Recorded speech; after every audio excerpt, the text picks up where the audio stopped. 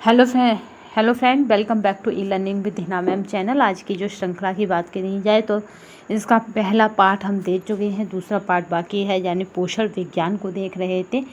तो उसका जो पहला पार्ट था उसमें हमने 75 तक क्वेश्चन कर लिए थे। आज हम नेक्स्ट पार्ट को देखेंगे जो कंप्लीट हमें करना है।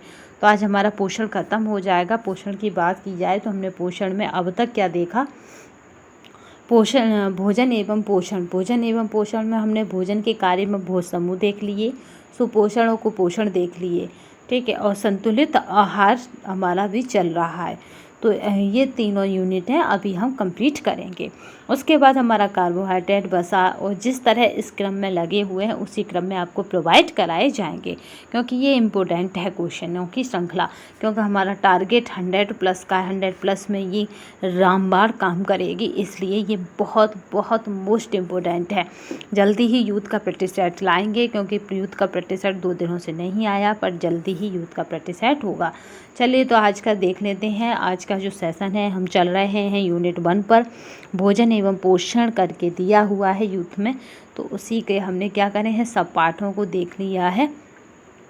सब पाठों में सुपोषण कुपोषण देख लिए। कुपोषण सुपोषण के बाद फिर हमारा जो था संतुलित आहार चल रहा था, जिसमें हमने इस तरह से हमने टोटल 75 क्वेश्चन कंप्लीट कर लिए थे। आज हमारा उससे आगे के नेक्स्ट क्वेश्चन है।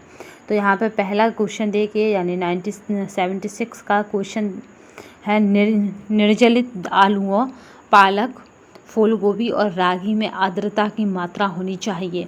तो ये कितनी है हमारी, 18 से 24%। आपको बताता है प्रसार शिक्षा की सुबह लाइव क्लास है 5 बजे से। अगर ये काम टाइम आप सबको सूटेबल लगता है तो आगे डेली लाइव क्लास 5 बजे से कर दी जाएगी। क्योंकि अभी और केवल इसलिए करी गई है क्योंकि प्रसार शिक्षा को लेकर आपको काफ़ी क्वेरी है, उसकी ईयरों को लेकर, सन को लेकर, तो वो भी आपस में डिस्कस कर सकेंगे, जिससे कि आपको कोई भी कन्फ्यूजन ना रहे प्रसार शिक्षा से रिलेटेड। और वैसे तो 2 PDF यानी 2 आपको इमेजेस व्हाट्सएप पर प्रदान की गई हैं, उन्हें अच्छे से ध्यान से रीड कीजिए, क्योंकि उनमें से 2 से 3 क्वेश्चन आपको मिल जाएगा। तो निर्जलित आलूओं, पालक, फूल गोभी और रागी में आर्द्रता की मात्रा होनी चाहिए। वो PDF आपको टेलीग्राम चैनल पर भी मिल जाएंगी, क्योंकि जो चीज़ व्हाट्सएप पर है उससे कहीं अधिक पहले से टेलीग्राम चैनल पर मौजूद है। तो यहाँ पे ये 18 से 24% है। याद रखिएगा, ये क्वेश्चन रिपीट होने के चांसेस बनते हैं यूपी TGT में। वैसे क्वेश्चन कहाँ का है, नीटा UGC का है। पालक, मेथी, बथुआ, चौलाई है ये, चने का साग, सरसों का साग, पुदीना, हरा धनिया, फूल गोभी आदि में लोहा, कैल्शियम, रेशा, फॉलिक अम्ल, विटामिन B2 होता है। निर्जलित आलूओं, पालक, फूल गोभी और रागी में आर्द्रता की मात्रा 18 से 24% के बीच होनी चाहिए।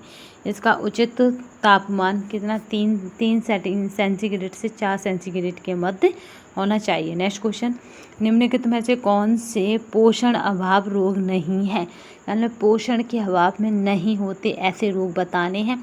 तो यहाँ पे जो ऐसे रोगों की बात की जाएगी, तो पहला है डिस्लीपीडेमिया, और दूसरा जो रोग है वो है अनोरेक्सिया नर्वोसा। तो जो रोग हैं ये क्या है, पोषण के अभाव में नहीं होते। अनोरेक्सिया नर्वोसा और आपका है डिस्लीपीडेमिया। तो यहाँ पे जो ऑप्शन बनेगा वो बनेगा C। बाद बाकी जीरोफिथलेमिया, ये आपके विटामिन A की कमी से है। ऑस्ट्रोमलेशिया, ये भी आपके पोषण के अभाव की वजह से हो जाता है। और कैरोटोमलेशिया, ये भी क्या है, पोषण के अभाव में हो जाता है। ऑस्ट्रोमलेशिया, कैरोटोमलेशिया, जीरोफिथलेमिया, ये विटामिन A की कमी से होता है जीरोफिथलेमिया। नेक्स्ट चलते हैं।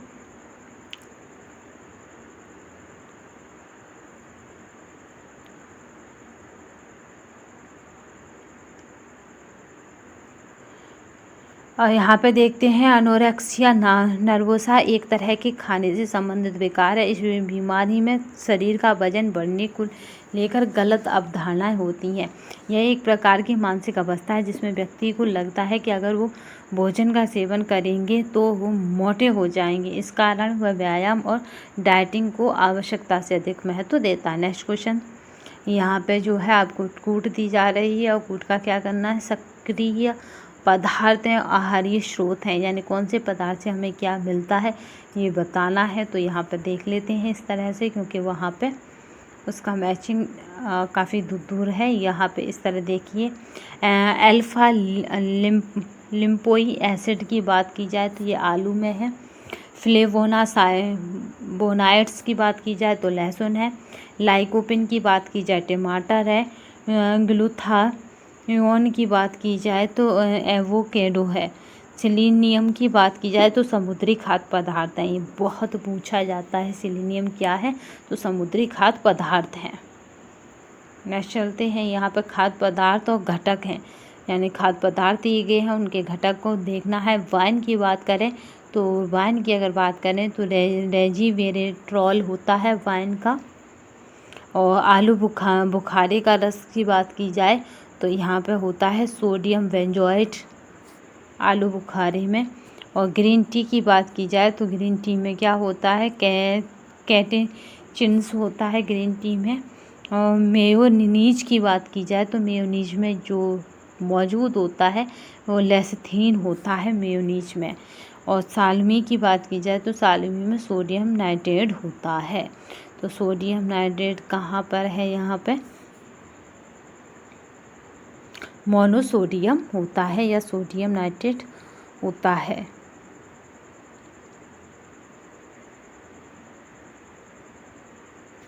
ठीक है, सोडियम नाइट्रेट होता है, यहाँ पे सोडियम नाइट्रेट होता है किसमें, सलामी में। तो ये क्या थे हमारे, ये थे हमारे खाद्य पदार्थ और उनके घटक, यानी उनमें क्या पाया जाता है। तो सलामी का ज़रूर याद रखेंगे क्योंकि बहुत अटपटा है, आप भूल मत जाना। सोडियम नाइट्रेट, साथ से सलामी, साथ से सोडियम नाइट्रेट।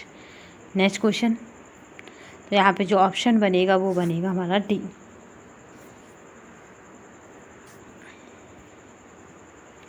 नेक्स्ट देखते हैं, ये सारे यूजीसी नेट के क्वेश्चन हैं तो ये आपके में रिपीट नहीं होंगे। जिस क्वेश्चन को हमें लगेगा कि रिपीट हो सकते हैं वो हम आपको बताते जा रहे हैं, जिससे कि आपको कोई भी कंफ्यूजन ना रहे। क्योंकि जिस क्वेश्चन में अधिकतर लगेगा, क्योंकि यूपीटीजीटी में इतना लेंथी कुछ भी नहीं पूछा जाता। नेक्स्ट देखते हैं, यहाँ पे सूची 1 है, सूची 2 से हमें क्या करना है ना, आपस में पेयर्स मिलाने हैं। तो यहाँ पे देखते हैं, मोनोसैक्राइड्स की बात की जाए तो मोनोसैक्राइड्स क्या है, तो यहाँ पे मोनोसैक्राइड को हम देखते हैं सेलिवेना फर्स्ट टेस्ट। मोनोसैक्राइड की बात की जाए तो मोनोसैक्राइड में क्या होता है, तो फॉलिंगस टेस्ट होता है मोनोसैक्राइड। फिर कीटोस शुगर की यहाँ पे देखा जाए तो कीटोस शुगर में क्या है, सेलिवेना फर्स्ट टेस्ट होता है कीटोस शुगर। फिर अमीनो एसिड में देखा जाएगा तो निनहाइड्रिन टेस्ट होता है अमीनो एसिड में, निनहाइड्रिन टेस्ट होता है। प्रोटीन्स की बात की जाए तो प्रोटीन्स में माइक्रोजेल्डाल क्या है, जेल्डाल तरीका होता है। फिर एस्कॉर्बिक एसिड की बात की जाए तो यहाँ पे एस्कॉर्बिक एसिड का है डाइफ्लोरोफिनॉल, एंडोफिनॉल और टाइट्रैक्सन होता है। तो इस तरह से जो कूट बनेगी वो हमारी क्या बनेगी, जो हमारी कूट बनेगी वो बनेगी ए। फर्स्ट का क्या था, सी। मोनोसैक्राइड फॉलिंगस टेस्ट है, कीटोस शुगर सेलिवेना फर्स्ट टेस्ट है, अमीनो एसिड निनहाइड्रिन टेस्ट है, प्रोटीन्स माइक्रोजेल्डाल तरीका है, एस्कॉर्बिक एसिड डाइफ्लोरोफिनाइल, एंडोफिनॉल टाइट्रेशन है। एक संतुलित आहार में ऊर्जा अधिकांशतः प्राप्त होती है इससे, तो किससे होगी, अनाजों और बाजराओं से अधिकांशतः हमें ऊर्जा प्राप्त होती है, क्योंकि संतुलित आहार में इसी तरह रखा जाता है। जिस आहार में शरीर की समुचित वृद्धि, रोगों से रक्षा तथा आवश्यक क्या हो, ऊष्मा ऊर्जा के लिए सभी पोषक पदार्थ अथवा कार्बोहाइड्रेट, वसा, खनिज लवण, विटामिन और जल की अपेक्षित मात्रा पूरी हो जाए, उसे संतुलित आहार कहा जाता है।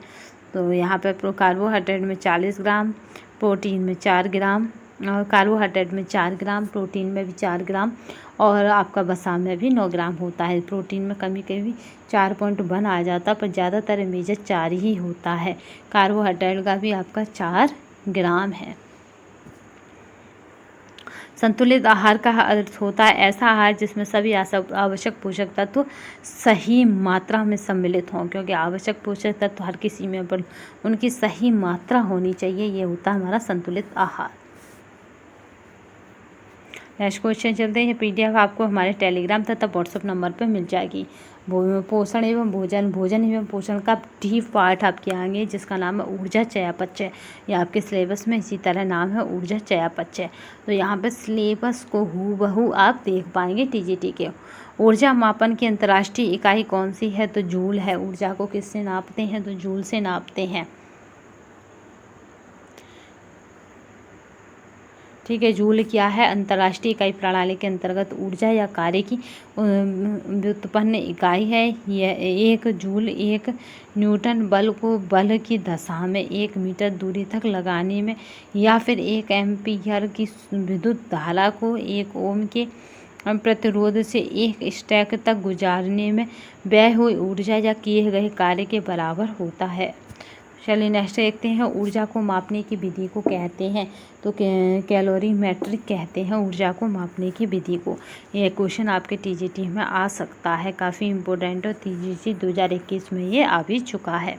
केंद्रीय नाड़ी संस्थान के लिए ऊर्जा का मुख्य स्रोत क्या है? तो यहाँ पे मुख्य स्रोत क्या है केंद्रीय नाड़ी संस्थान का? तो हमारा है ग्लूकोज, क्योंकि हमें एनर्जी कौन देता है? तुरंत ग्लूकोज देता है।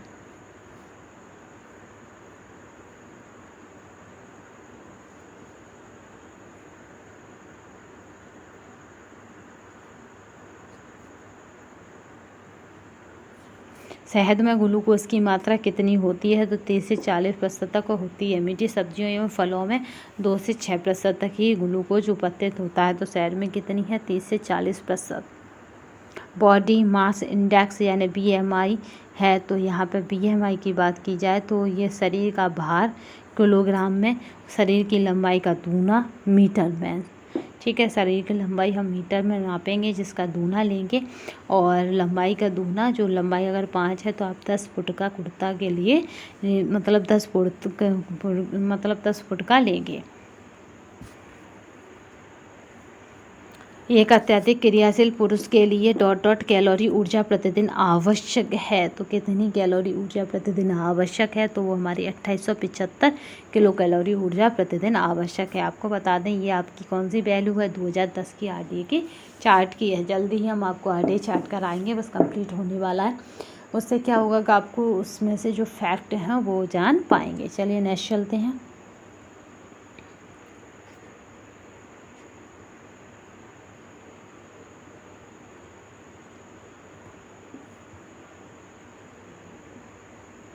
काम करने वाली एक औसत वयस्क स्त्री को एक दिन में कुल कैलोरी की आवश्यकता होती है। तो ये भी RDA चार्ट कौन सा है? आपका 2010 है, क्योंकि ये कौन से क्वेश्चन है? रिपीटेड क्वेश्चन है। 22 मई 2015 का है, तो ये काफ़ी पुराना है। तो ये RDA चार्ट किसकी बात कर रहा है? 2010 की। अभी जो क्वेश्चन बनेगा तो उसमें या तो RDA चार्ट से क्वेश्चन ही नहीं उठेंगे। अगर क्वेश्चन पुटअप होते हैं तो बिना आपके मतलब बिना उसके के क्या है कि अगर क्वेश्चन पुट होते हैं तो पेपर में साफ मेंशन आएगा कि 2010 या 2020 के अकॉर्डिंग RDA चार्ट। तो चलिए नेक्स्ट देखते हैं। मध्यम गतिविधियों के लिए प्रति मिनट कैलोरी की उपभोग है। तो यहाँ पे है 2.0 से 3.5 कैलोरीज उपभोग है। 1 कैलोरी है तो 1 कैलोरी क्या है? जल के 1 ग्राम का तापमान 1 डिग्री सेल्सियस बढ़ने के लिए वांछित ऊर्जा की मात्रा। एक पोषक आहार विशेषज्ञ द्वारा एक भोजन विशेष में वसा की मात्रा की व्याख्या करने के लिए आविष्कृत एक बिंदु प्रणाली। इनमें से सभी। तो राइट आंसर जो रहेगा वो हमारा है इनमें से सभी।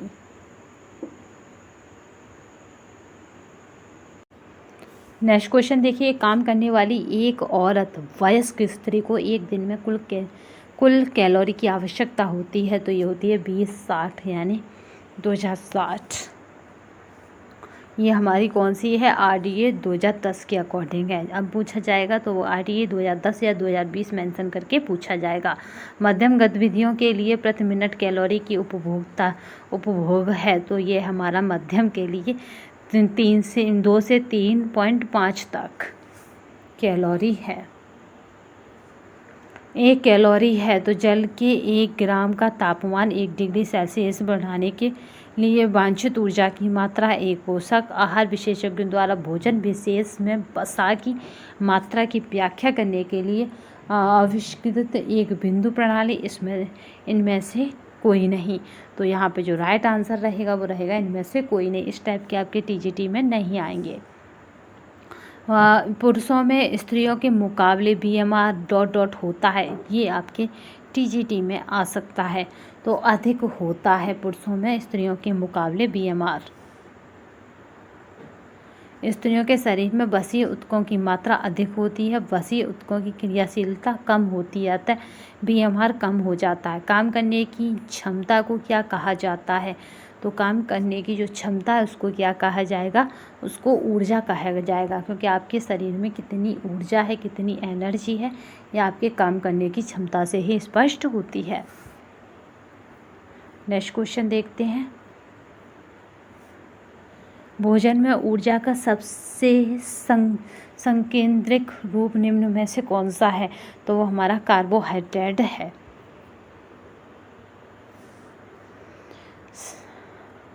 कार्बोहाइड्रेट के कार्य क्या क्या है, शरीर को आवश्यक ऊर्जा प्रदान करने के लिए शर्करा का मुख्य स्रोत है।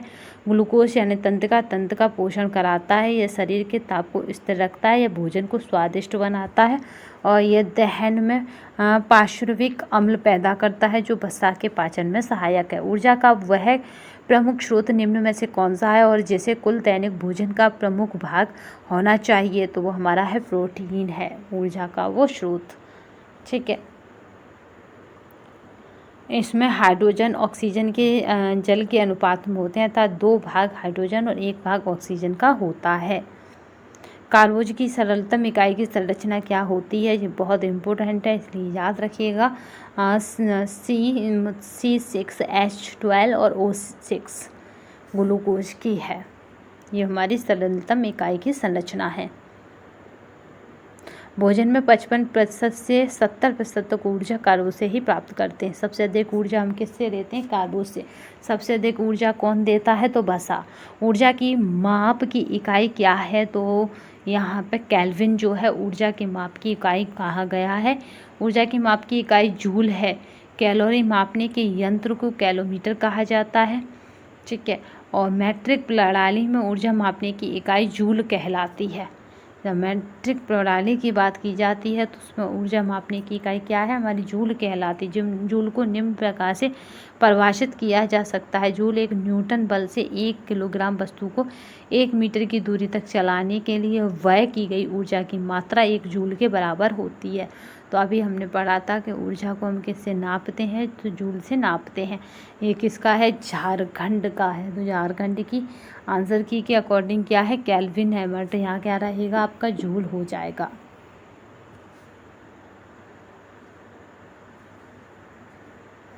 नेक्स्ट चलते हैं, क्योंकि यहाँ आपको वही आंसर की दिखाई जा रही हैं जो उस आयोग ने मानी है।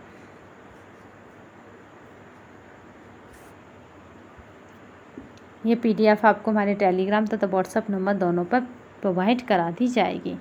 गतिशील संतुलन से तात्पर्य है प्रोटीन ऊर्जा उत्पादन का।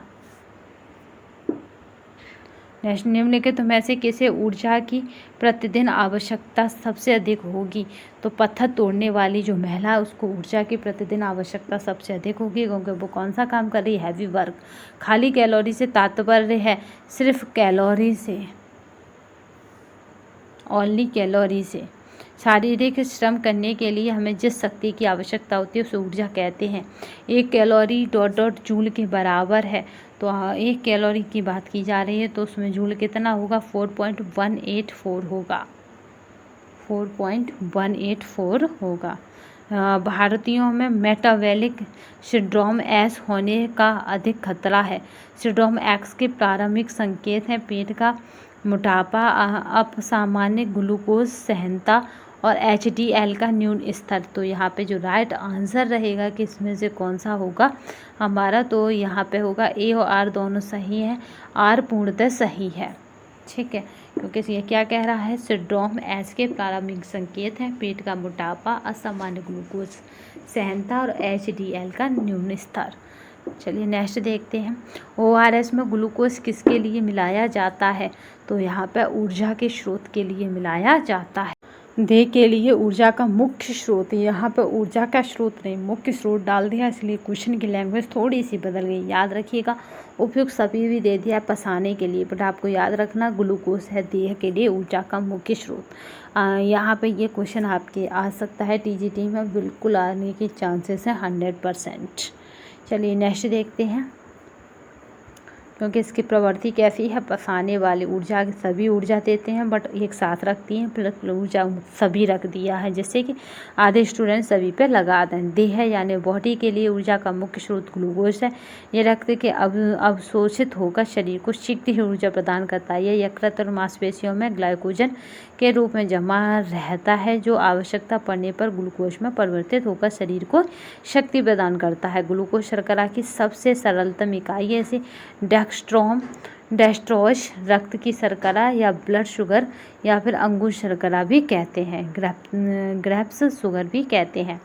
WHO द्वारा सुझाए गए वयस्क एशियन व्यक्ति को सामान्य BMI है, तो कितनी BMI है, वो 18 से 23 ग्राम मीटर है। बॉडी मास इंडेक्स या फिर क्विंटलेट इंडेक्स यानी सूचकांक व्यक्ति के वजन एवं ऊंचाई के आधार पर शरीर की वसा या चर्बी संबंधी एक अनुमानित प्रतिनिधित्व है।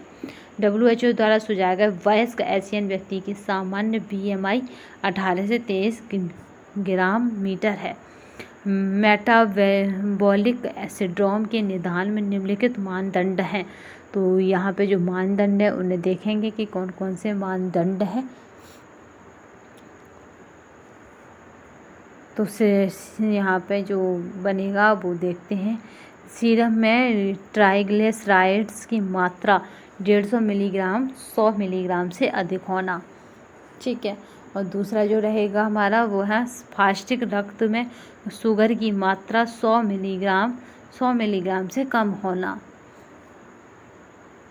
और BMI 23 किलोमीटर से अधिक होना। तो यहाँ पे जो कूट बनेगी वो बनेगी B।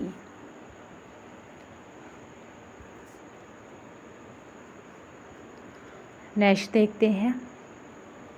यहाँ पे सूची है, यहाँ पे सूची सेकंड है, इनको आपस में मिलाना है। कैलोरी की बात की जाए तो कैलोरी क्या है, मानवीय ऊर्जा है। कैलोरी क्या है, ये मानवीय ऊर्जा है। बात की जाए केल्विन की, तो केल्विन क्या है, केल्विन क्या है, कलर टेम्परेचर है, कलर टेम्परेचर है। ठीक है, तो क्या है, कलर टेम्परेचर है। टेलीमेट्रिक की बात की जाए तो टेलीमेट्रिक यहाँ पे जो रहेगा अर्गोनोमिक्स है टेलीमेट्रिक। और सोलिनोइड की बात की जाए तो सोलिनोइड क्या है, इलेक्ट्रॉनिक्स है। तो इस तरह से ये कूट बिल्कुल सही रहेगी। चलिए तो देखते हैं क्या क्या है यहाँ पे।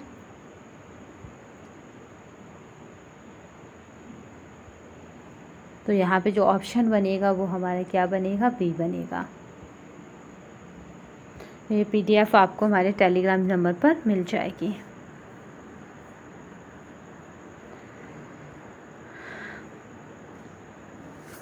आंसर रहेगा B। विरामावस्था में शरीर द्वारा वांछित ऊर्जा की मात्रा है, तो आधारभूत चयापचय। वांछित ऊर्जा की मात्रा क्या है, आधारभूत चयापचय, बेसल मेटाबॉलिज्म। सूची फर्स्ट और सूची सेकंड को देखिए और इनमें क्या करना है, मिलान करना है। साधारण श्रम श्रेणी का पुरुष, तो साधारण श्रम श्रेणी का पुरुष कितना होगा, तो यहाँ पे 23-20 किलो कैलोरी प्रतिदिन हो जाएगा। फिर है मध्यम श्रम श्रेणी की महिला, तो मध्यम श्रम श्रेणी की महिला तो 22-30 होता है मध्यम श्रेणी की महिला। ये किसके अकॉर्डिंग है? RDA 2010 के अकॉर्डिंग है। 13 वर्षीय लड़की का जो रहता है तो वो है हमारा 13 वर्षीय का 23 हाँ ठीक है, 23 क्या है? 13 वर्षीय लड़की का। 16 वर्षीय लड़के की अगर बात की जाए तो 16 वर्षीय लड़के की क्या रहेगी? तो यहाँ पर 16 वर्षीय लड़के की 30-20 तो यहाँ पर इस तरह से रहेगी, क्योंकि लड़की की इस एज में जो है मांग बढ़ जाती है। साधारण श्रम श्रेणी की गर्भवती महिला की अगर बात की जाएगी तो ये कितनी होगी? तो अगर साधारण श्रेणी की गई जा रही है तो ये 22-50 हो जाएगी RDA 2010 के अकॉर्डिंग, क्योंकि ये रिपीटेड क्वेश्चन है कब का? 2010 का NDA का यानी UGC नेट के होम साइंस का। तो चलिए यहाँ पे देख लेते हैं कब का है, जब थर्ड पेपर होते थे तब का। तो आपका जो 2017 की बात है तो ये RDA 2010 को मेंशन कर रहा है। चलिए नेक्स्ट क्वेश्चन देखते हैं। बिस्तर बनाना ... ऊर्जा वाला कार्य है। ये काफ़ी मोस्ट इम्पोर्टेंट है। तो पिछली बार बिस्तर आया था 19 में, 21 में क्या आया था आपका? झाड़ू आया था, या पोंछा आया था। तो ये कैसा काम है? भारी काम है। बिस्तर बनाना हैवी वर्क है। पोंछा लगाना भी आपका हैवी वर्क है, याद रखिएगा। अब इसे नहीं करेंगे क्योंकि ये किसकी मांग है? ये हमारी 2010 की मांग है, यानी RDA के अकॉर्डिंग है। 16 वर्ष की लड़की का 24-40 किलो कैलोरी रहेगा। साधारण श्रम श्रेणी का पुरुष 23-20 कैलोरी रहेगा। 2 वर्षीय बच्चा तो हमारा 1060 किलो कैलोरी रहेगा। मध्यम श्रम श्रेणी की गर्भवती महिला तो 2580 रहेगा। उपयुक्त शारीरिक स्थिति में काम करने से ऊर्जा की आवश्यकता क्या होती है? यहाँ पर उपयुक्त शारीरिक स्थिति का अर्थ है सभी अंगों का विन्यास सीधी अवस्था में रखना और इसी कारण ऊर्जा का कम लगना। तो यहाँ पे जो राइट आंसर रहेगा वो रहेगा यहाँ पे कि ऊर्जा का कम लगना। तो यहाँ पे A और R दोनों सही तथा सही तर्क है। किसी व्यक्ति का बॉडी मास इंडेक्स दर्शाता है कि वह व्यक्ति कैसा है? तो बॉडी मास इंडेक्स क्या दर्शाता है? उसकी लंबाई व वजन सही अनुपात में है।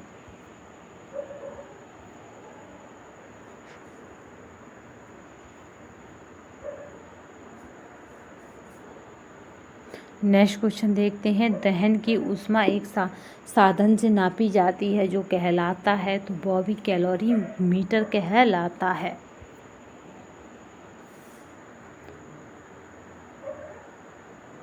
बेनेडिक्ट रोध स्पायरोमीटर नापने का एक यंत्र है। तो यहाँ पे स्पायरोमीटर नापने का क्या है? एक यंत्र है। तो BMR को मापने का एक यंत्र है। कैलोरी इकाई है तो यहाँ पे है गर्माहट, हीट क्या है? कैलोरी की इकाई है। कैलोरी इकाई है तो यहाँ पे क्या है? हीट, यानी कैलोरी इकाई है। ऊर्जा का मुख्य स्रोत है, ये आप कह सकता है। तो ऊर्जा का जो मुख्य स्रोत रहेगा वो सौर ऊर्जा रहती है प्राकृतिक ऊर्जाओं में। या आपके रिपीटेड हो सकता है क्वेश्चन। पुष्टिकर पदार्थ हैं तो कौन से पदार्थ पुष्टिकर हैं? ऊर्जा की पूर्ति नहीं करते हैं। ठीक है, ऐसे पदार्थ जो ऊर्जा की आपूर्ति नहीं करते हैं यानी पुष्टिकर पदार्थ कहलाते हैं, जो ऊर्जा की आपूर्ति नहीं करते हैं।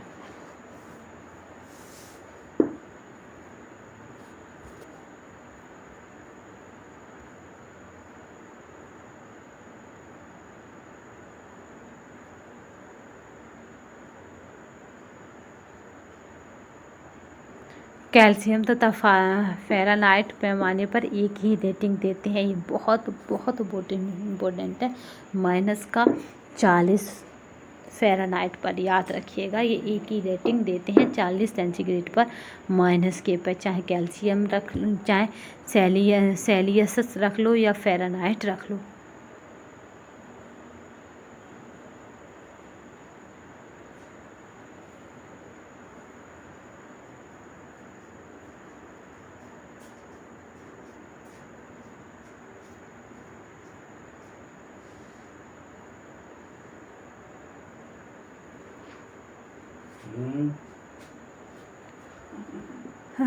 चल नेक्स्ट क्वेश्चन, सोलर कुकर के डिब्बों में काला रंग होने से उसमें तो यहाँ पे है अवशोषण क्षमता में वृद्धि हो जाती है। नेक्स्ट क्वेश्चन, क्योंकि काला रंग क्या करता है, ऊष्मा को अपनी तरफ खींचता है। दहन की ऊष्मा एक साधन से नापी जाती है जो कहलाती है बॉबी कैलोरी मीटर कहलाती है। बॉम कैलोरी मीटर कहलाती है। बेनेडिक्ट रोध स्पायरोमीटर नापने का एक यंत्र है, तो बीएमआर को मापने का एक यंत्र है। कैलोरी इकाई है तो गर्माहट यानी हीट कैलोरी इकाई है। यहाँ तक ये कंप्लीट हो चुका था सोलर कुकर। नेक्स्ट क्वेश्चन, विद्युत तापीय उपकरणों में थर्मोस्टेट का कार्य है, तो यहाँ पे है ऊष्मा नियंत्रण करना। एक हल्का कार्य करने वाली स्त्री के लिए ऊर्जा की संतुलित आहारी आवश्यकता है, तो 1875 किलो कैलोरी है।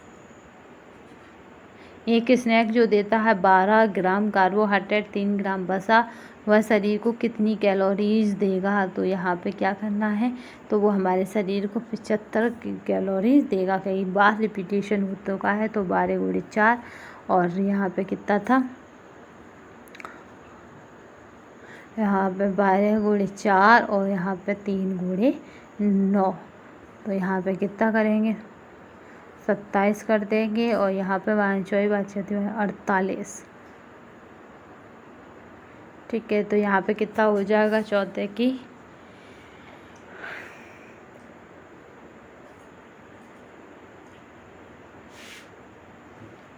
9 आते।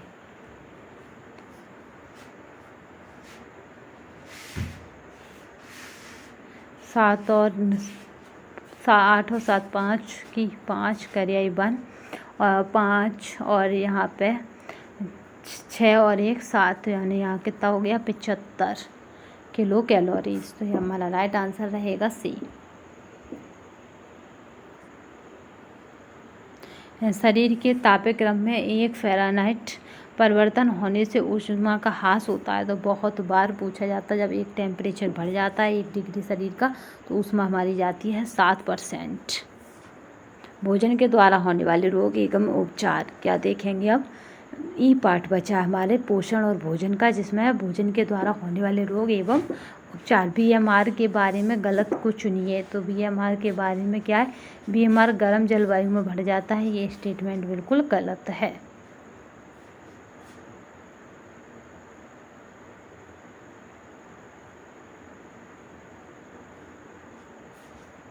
नेक्स्ट क्वेश्चन चलते हैं।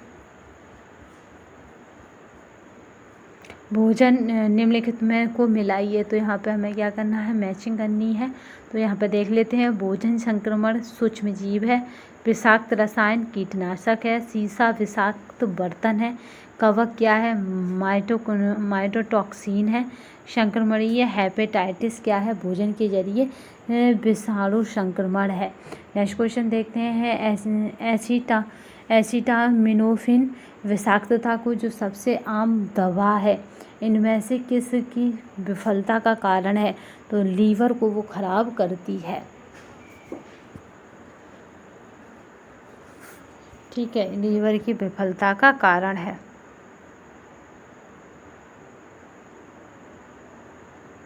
इसकी अगर आप अधिक खुराक ले लेते हैं तो ये लीवर को विषाक्तता उत्पन्न कर देती है, जिसकी वजह से लीवर फैल, लीवर में घाव आ समस्या हो जाती है अगर आप इसकी खुराक को अधिक मात्रा में लेते हैं तो। एसिटामिनोफेन एक क्या है, दवा है। नेक्स्ट चलते हैं, जैम और जेली के बढ़ने वाले उस जीव का नाम बताइए जिसमें कम मुक्त ऑक्सीजन की आवश्यकता होती है। तो कम मुक्त ऑक्सीजन की आवश्यकता कहाँ होती है, तो वो हमारा है बैक्टीरिया में होती है कम मुक्त ऑक्सीजन की आवश्यकता। ई कोली क्या है, तो ई कोली क्या है, ग्राम नेगेटिव बैक्टीरिया है। ई कोली का मतलब ये बहुत मोस्ट इम्पोर्टेंट है।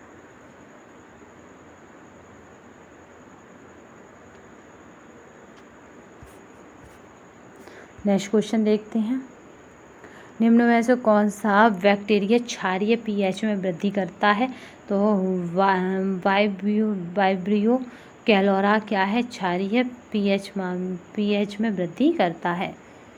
वाइब्रियो कैलोरा एक ग्राम नेगेटिव बैक्टीरिया है जिसमें हैजा यानी छोटी आंत में संक्रमण नामक बीमारी हो जाती है।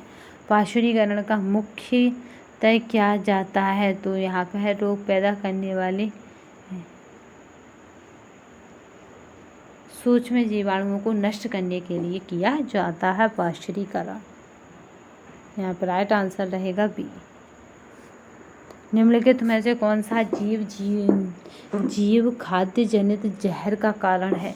तो यहाँ पे जो राइट आंसर रहेगा कि खाद्य जनित जहर का कारण है तो स्टेफिलोकाकस और आपका क्लोस्ट्रीडियम बोटुलिनम, ये क्या है? हमारे विषाक्त यानी जहर के कारण है।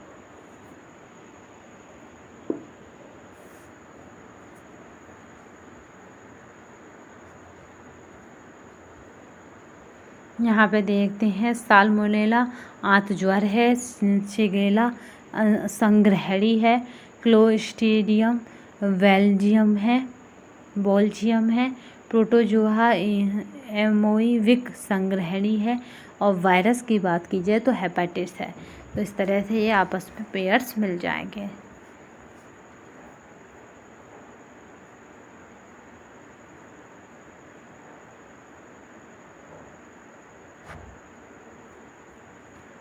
ये PDF आपको हमारे टेलीग्राम चैनल पर मिल जाएगी, तो परेशान होने की आवश्यकता नहीं है। टेनिया सेलिलियम शुगर मांस और उसके उत्पादक हैं। क्लोस्ट्रीडियम बोटुलिनम डिब्बाबंद प्रोटीन खाद्य पदार्थ है। स्टेफिलोकाकस ऑरियस क्रीम युक्त खाद्य पदार्थ है। स्टेफिलोकोकस दूध और दुग्ध पदार्थ है। साल्मोनेला अंडा मांस उत्पाद है। तो चलिए नेक्स्ट क्वेश्चन देखते हैं। सूची फर्स्ट है, सूची सेकंड से सूची को मिलाना है।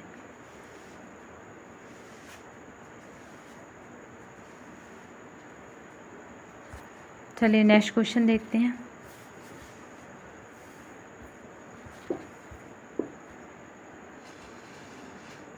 DOPA का क्या है? सेब है। एक रोलिन तेल है। ग्लूटिन अनाज में होता है। एफलाटोक्सिन मेवे में होते हैं। फेरस सल्फाइड अंडे में होता है। फिर मैचिंग मिलानी है, आपको बताते हैं मैचिंग वाले इसलिए ऐसे पढ़े जा रहे हैं क्योंकि वो TGT में आने की उनकी संभावना नहीं है। साल्मोनेला अंडा एवं मांस उत्पाद है। स्टेफिलोकोकस कृमि में डेयरी उत्पाद है। क्लॉस्ट्रिडियम बोट्युलिनम कम अम्लीय डिब्बाबंद खाद्य पदार्थ है। टीनिया सेलियम क्या है? शुगर का मांस व उत्पाद है। शिगेला क्या है? कच्ची सब्जियां व सलाद है। भोजन जन्य रोगों के कारणों में से एक है, तो सूक्ष्म जीवों से दूषित होना।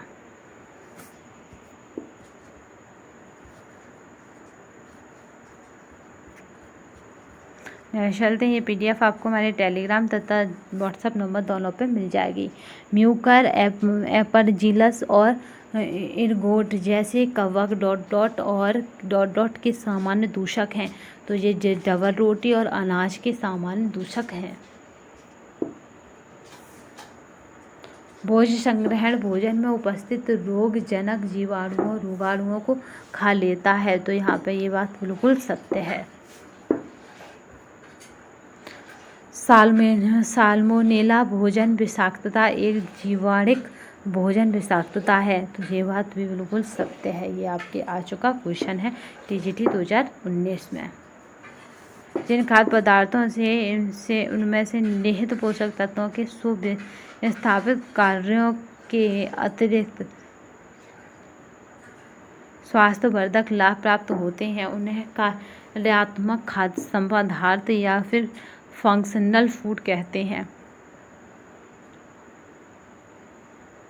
प्रोबायोटिक फ्लेवोनोइड्स और टेस्टोस्टेरोल जैसे बायोएक्टिव घटक तत्वों में स्वास्थ्यवर्धक प्रभाव होता है। तो यहाँ पे जो राइट आंसर रहेगा कि स्वास्थ्यवर्धक प्रभाव होता है या नहीं होता है। तो यहाँ पे ए और आर दोनों सही हैं और आर क्या करता है, ई का सही स्पष्टीकरण कर रहा है। नेक्स्ट क्वेश्चन देखते हैं।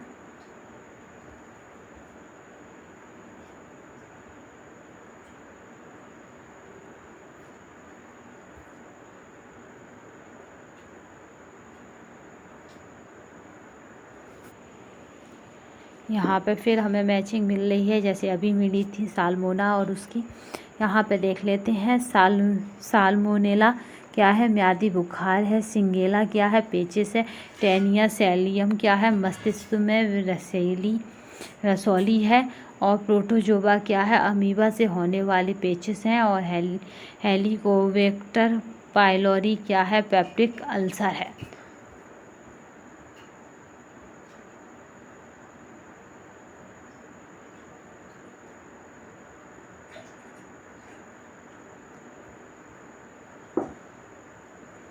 टेनिया सेलियम क्या है, संक्रमित सूगर का मांस है।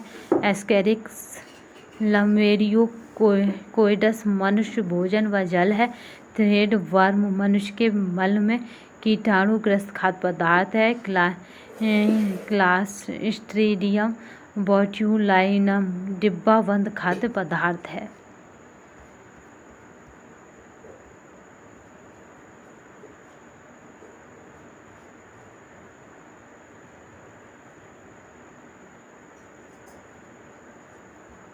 चलिए नेक्स्ट देखते हैं।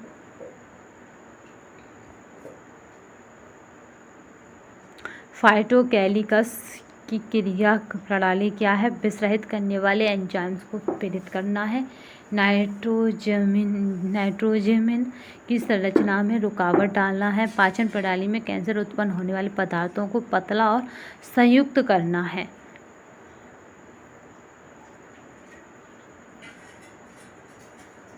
साल्मोनेला क्या है, म्यादी बुखार है। सिगेला पेचिस है। क्लास्ट्रीडियम उल्टी व दस्त है। टीनिया सोलियम दिमाग में सिस्ट है। और ट्रेचिशोला स्नायु तंत्र पर प्रभाव है।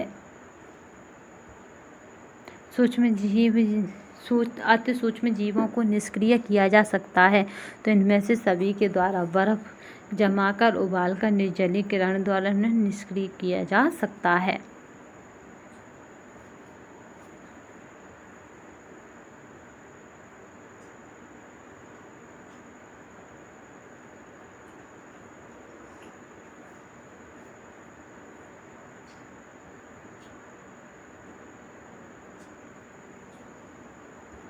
नेक्स्ट क्वेश्चन देखते हैं।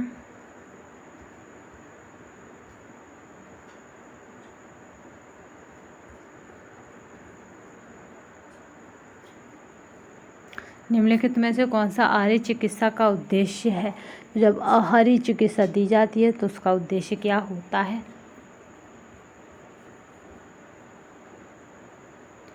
ठीक है, तो इनमें से सभी यानी शरीर के प्रभावित अंगों को पर्याप्त विश्राम प्रदान करना। बोट्यूलिज्म इस मानवीय बीमारी की कारणात्मक कारक का वर्गीकरण निम्न प्रकार होता है। तो बैक्टीरियल टॉक्सिन है। खाद्य पदार्थ विकृतीकरण किस कारण से होता है। तो यहाँ पे जो राइट आंसर रहेगा कि विकृतीकरण किस कारण से होता है, तो वह सूक्ष्म जीवों को पैदा करना।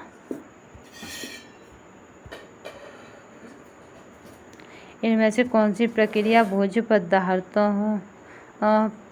पदार्थों में जीवाणुओं को जाने से रोकता है। तो यहाँ पे जो राइट आंसर रहेगा इरेडिएशन रोकता है। बासी ब्रेड में आमतौर पर टोटोट का असर होता है। तो मोल्ड का असर होता है।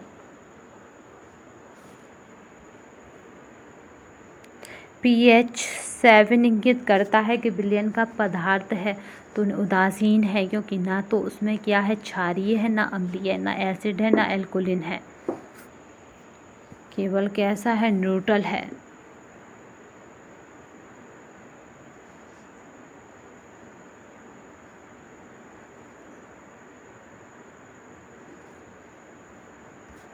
नेक्स्ट देखते हैं। ये PDF आपको हमारे टेलीग्राम चैनल पर मिल जाएगी। जल तथा भोजन में किस जीव के कारण अधिकतर संक्रमण होता है? तो मक्खी क्या करती हैं, संक्रमण करती हैं, क्योंकि यही गंदे में बैठती हैं, यही खाने में बैठती हैं। भोजन को विषाक्त बनाने वाले आंतरिक कारक हैं। तो यहाँ पे परजीवी क्या है, भोजन को विषाक्त बनाते हैं। आपके में है कि परजीवियों द्वारा भोजन को विषाक्त बनाना, या फिर कुछ ऐसी है जल, हवा, पानी से होने वाले रोग। दूषित भोजन में फैलने वाला रोग है, तो हैजा क्या है, दूषित भोजन खाने से फैलता है। नेक्स्ट क्वेश्चन, भोज्य पदार्थों को कौन सा जीवाणु नष्ट कर देता है? तो यहाँ पे भोज्य पदार्थों को कौन सा जीवाणु नष्ट कर देता है? तो यहाँ पे जो राइट आंसर रहेगा कि कौन सा जीवाणु नष्ट करता है भोज्य पदार्थों को, तो हमारा रहेगा यहाँ पे बैक्टीरिया, जो हमारे भोज्य पदार्थों को नष्ट करता है। नेक्स्ट क्वेश्चन, क्लास्ट्रीडियम बोट्यूलिज्म के कारण भोजन में विषाक्तता संरचित होती है। निम्न से मध्यम अम्लीय भोज्य पदार्थों में उत्पादित विषाक्त पदार्थों के द्वारा विशेष डिब्बाबंद भोज्य पदार्थों में विषाक्तता उत्पन्न हो जाती है। तभी तो डिब्बाबंद में कुछ टाइम की बाउंडेशन होती है कि इतने टाइम के बाद उसे नहीं खाएं। उच्च ताप के प्रयोग द्वारा सूक्ष्म जीवाणुओं की वृद्धि से बचाव कर भोजन को परिरक्षित करने की विधि है। तो यहाँ पे है संक्रमीकरण क्या है, परिरक्षित करने की विधि है। निम्नलिखित में से कौन से बांधने वाले पदार्थ रासायनिक रूप से उदासीन है? तो यहाँ पे प्लास्टिक क्या है, आपके रासायनिक रूप से उदासीन है। निम्नलिखित कथनों पर विचार कीजिए। भोजन के खराब होने का प्रकार भोजन के खराब करने वाले ताप भीरु जीवाणु और मध्य ताप भीरु सूक्ष्म जीवों पर निर्भर है। भोजन के खराब होने से भोजन में गुणवत्ता कम हो जाती है। तो यहाँ पर राइट आंसर क्या रहेगा, 1 और 2 दोनों रहेंगे।